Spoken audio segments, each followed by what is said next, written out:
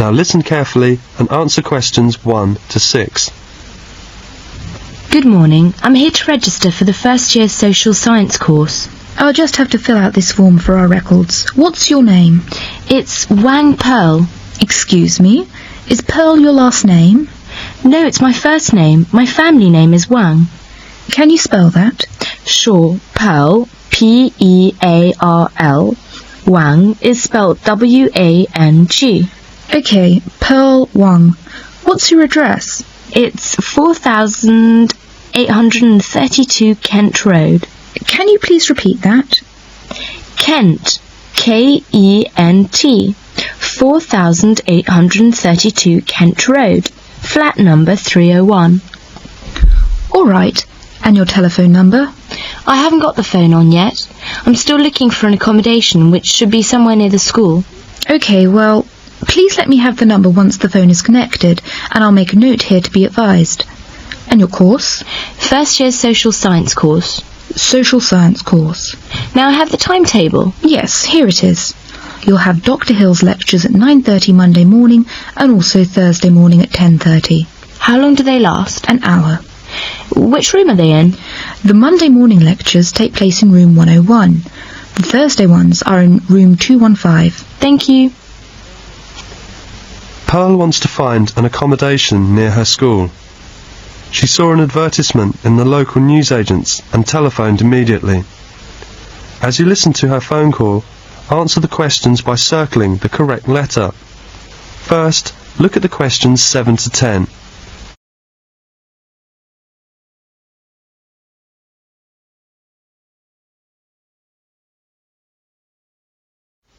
Now listen to the phone call and answer questions 7 to 10. 467931. Sue Jones speaking. Oh, hello. My name is Pearl Wang. I'm ringing about the flat. Oh, yes. You saw my ad in the newsagent's window, did you? That's right. Could you tell me something about the flat? Well, this is a 2-bedroom flat. One big room and one a bit smaller. But it's quite nice.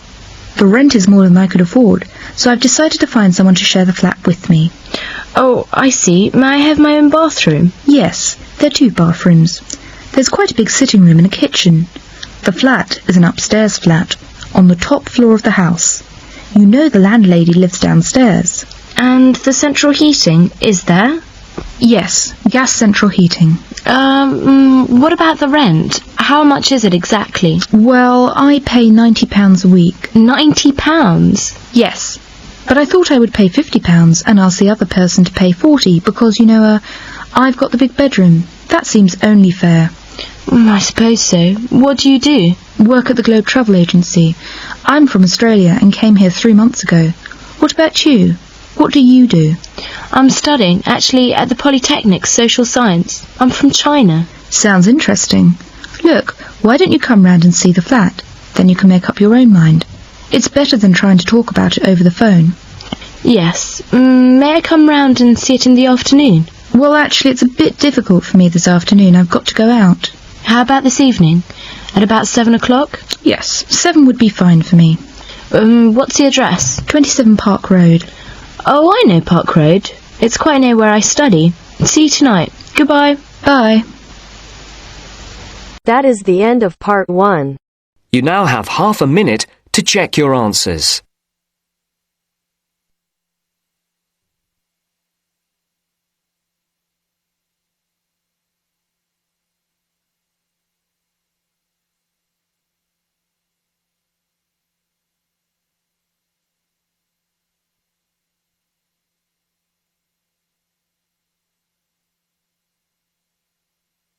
Now turns to part 2.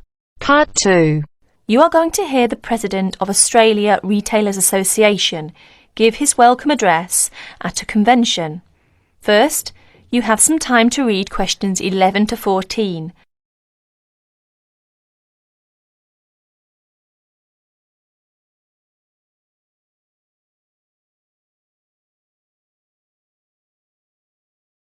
As you listen to the first part of the talk, answer questions 11 to 14. Could I have your attention for a few minutes, please? Allow me to introduce myself. My name is Norman Flagstaff, President of Australia Retailers Association. On behalf of the organising committee for our third annual Retailers Convention, I'd like to welcome you all, some of whom come as far as Brisbane and Melbourne to this wonderful convention centre in our fair capital, Canberra, and hope you make most of your stay. We have been very lucky with the weather, and I sincerely hope that it keeps up for the rest of the week, and maybe even the following. No, I'm sure we won't be that lucky. I'm pleased to announce that we have received a record number of registrations for this year's week-long convention. For the first 5 days, we will be hosting more than 250 participants for the lecturers and workshops. And hopefully, up to 300 will be coming for the following 2 days of commercial demonstrations. Another first is we have a record number of speakers, up from 20 last year to 25 this year, as well as having 3 guest speakers from abroad, who I'm sure will provide us with a great deal of information of how business is conducted in Britain, and also, I think it's the United States, is it? No, sorry, Canada. You'll note that we will be able to offer other overseas speakers in the next few years from different countries. Now you have a chance to read questions 15 to 20.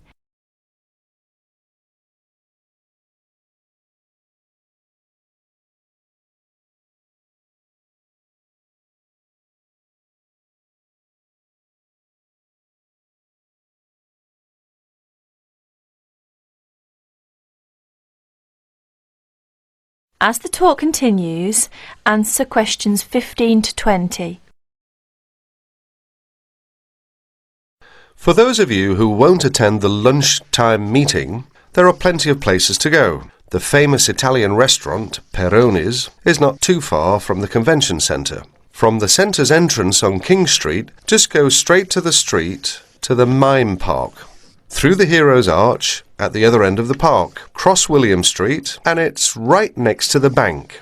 The Jumbo Sandwich Shop for quick snacks is also nearby. From the centre, just turn right up King Street and turn left into Queen Street. Go along Queen Street until you get to the William Street, then turn right. You'll spot it right next to the William Street Underground Station. Slim's Vegetarian is also nearby. Just turn left as you leave the centre into King Street. Cross over Elizabeth Street, and it's on your left, directly opposite the church. Finally, the Geneva Bistro is always a popular place, this area. It's located behind the church on William Street.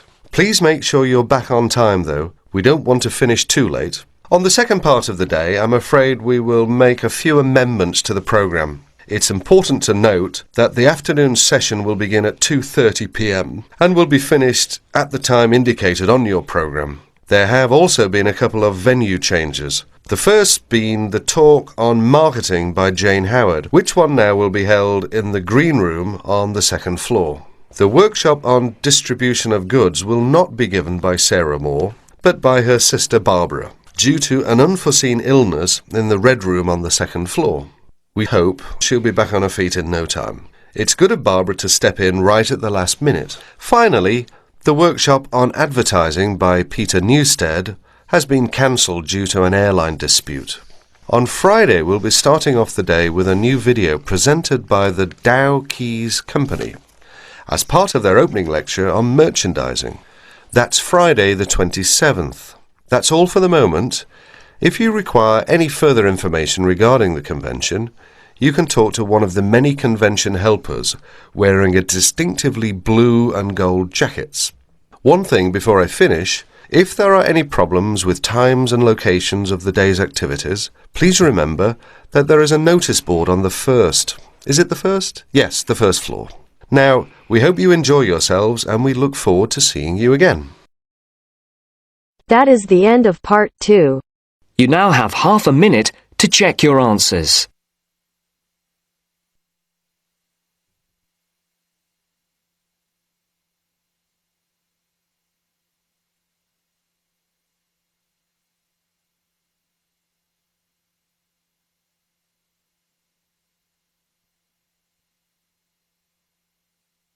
Now turns to part 3. Part 3. you will hear a conversation between John Watson and several environmental science students. Now you... First, you have some time to look at questions 21 to 24.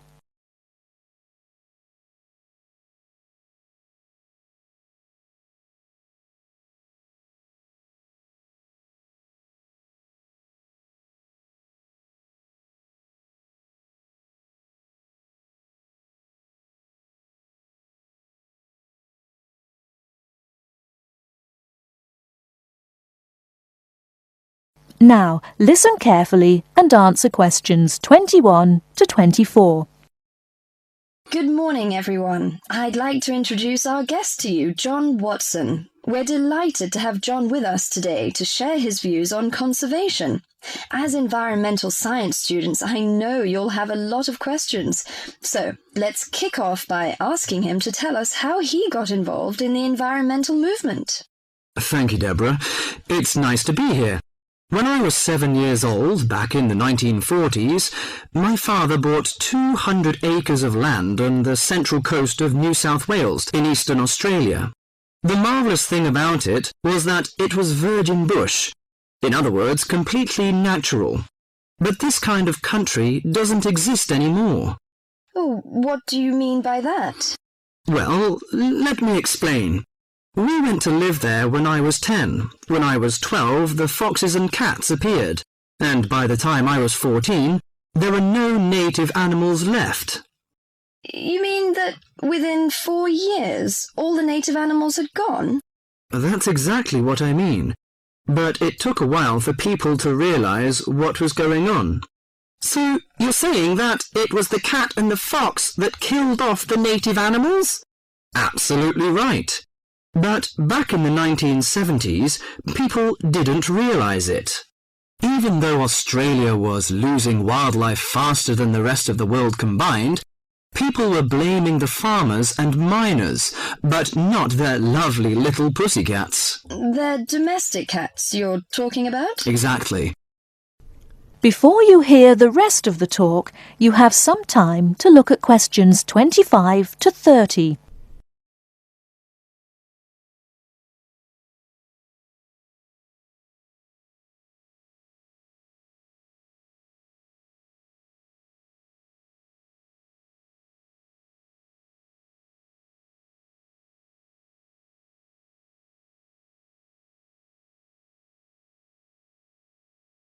Now listen and answer questions 25 to 30. What's more, they didn't want to know. Can you tell us how you set about proving your theory that it was feral cats and foxes which were killing native animals? Well, I moved to South Australia specifically to set up a wildlife sanctuary there. Why South Australia in particular? I chose South Australia because it was the only state where it was still legal for me to fence off an area and put back locally extinct animals. That was very far-sighted of them, wasn't it? Well, not exactly. They just hadn't got around to making it illegal, though they soon tried to once they realised what I was doing. Did you ever get into trouble for your actions? Yes, once or twice. In 1976, they put me in jail for cutting down some pine trees to allow me to build a fence to keep out the cats and foxes. How did you get out of that situation? Well, I signed an agreement saying that I wouldn't go on building the sanctuary, but then I just kept on building it. That was very brave of you. Well, I figured that I had signed under duress, so I didn't feel bound by it. The sanctuary was completed in 1983 and opened to the public in 1985, and within a year it was overrun with native animals. There are other ways of protecting endangered animals, though, aren't there? You can raise public awareness through research and educational programs. Well, I don't have much time for that. Unfortunately, today we measure success in science, not by your results, but by how much funding you get. What you've done is obviously admirable. But don't you think there's an argument for letting nature take its course? I mean, don't you think cats and foxes have a right to live too? Well, no, not really. They were introduced to this country, but they don't belong here. But aren't you trying to turn back the clock? These other animals are here now. What is so important to you about native species that justifies killing any number of alien ones? I believe that evolution gave us a paradise, and that we will lose everything unless we understand the need for balance. But really, at the end of the day, it's just a belief. It's just a feeling. That is the end of part 3. You now have half a minute to check your answers.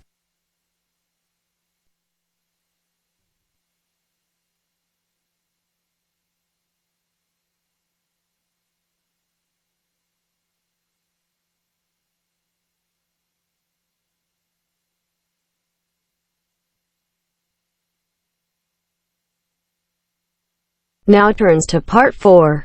Part 4. You will hear a conversation between Fred and Liz. They are talking about sleep and dreams.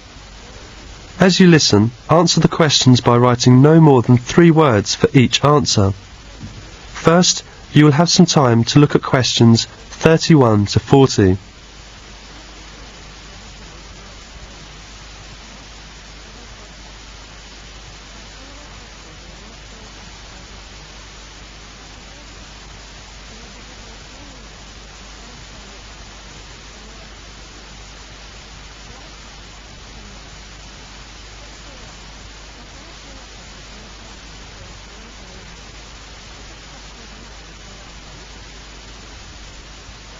Now listen to the conversation and answer questions 31 to 40.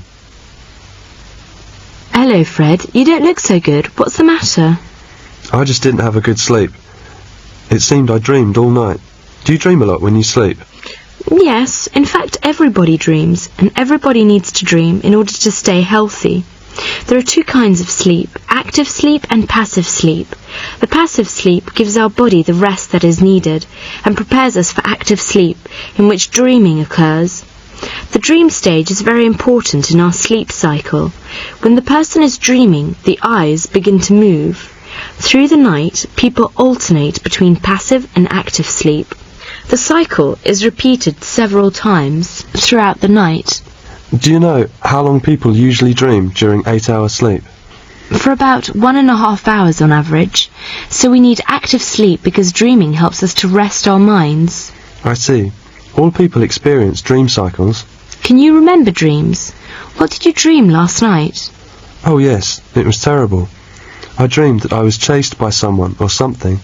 I don't remember very well, so I was running all the time. This is a very common type of dream. Over 70% of people have dreamed that they were being chased or pursued by something, and often in the dream they find themselves unable to flee for one reason or another. These often occur during periods of great anxiety and may be related to frustrating situations which are frequently occurring in their waking life. Anxiety dreams are amongst the most common types reported and are particularly common amongst women, 78%. Only 63% of men experience them. How about dreams of violence? Dreams featuring scenes of violence are much more common amongst men, 50%, than amongst women, 44%. The differences are not very great. Perhaps men are simply more likely to talk about violent things, and it must be remembered that women are often the most ardent fans of TV westerns and wrestling programs. Are there any more kinds of dreams that men experience more than women? Yes, when people are tight in finances, they often have dreams which involved finding coins, showering from a slot machine, or picking up money from the ground. About a quarter of men have had this kind of dream, but only 15% of women. This probably relates to the fact that money matters are more likely to preoccupy the male than the female. Do you sometimes have dreams about falling? Yes, it is a common type of dream too. Dreams about falling are very common with about 75% scoring average. The most frequently reported is one in which typically one trips over something, stumbles or falls and wakes up with a jump. How do you explain this? Psychologists now believe that these dreams do not have any great emotional significance, but are merely due to muscular spasms which take place on the threshold between consciousness and sleep. Well, dreams about flying or floating in the air are often considered to be related to an unconscious wish to escape from something. They are in fact reported by about 50% of dreamers. Dreams about the sea are also common. Women, 40%, are far more likely to experience than men, 27%. What other kinds of dreams women experience more than men? Dreams about famous people. Women are more likely to dream about famous people, politicians, pop stars, film stars and the like, 33% than men, 27%. One very common dream, which almost certainly falls into the wish fulfillment category, is when people report that they are actually meeting famous people in their dreams. What do you think of the recurring dreams? Recurring dreams are very common too. 70% of people reporting them on an average. In most cases, recurring dreams are of a vaguely unpleasant kind and are almost certainly caused because the individual has a problem of a significant kind which he is unable to resolve in his waking life. The solving of this problem almost always leads to the disappearance of the recurring dream. Women are more likely to have recurring dreams than men. That's so interesting. Well, what causes people to have bizarre dreams, such as dreams about the loss of teeth? Oh, some psychologists believe that it's a memory dream, referring back to that significant period in your baby life when your teeth fell out. Another explanation is that you are suffering from low-level toothache, which is not enough to get through to the conscious mind, but which trickles through into your dreams. Do you believe that dreams about the future will come true?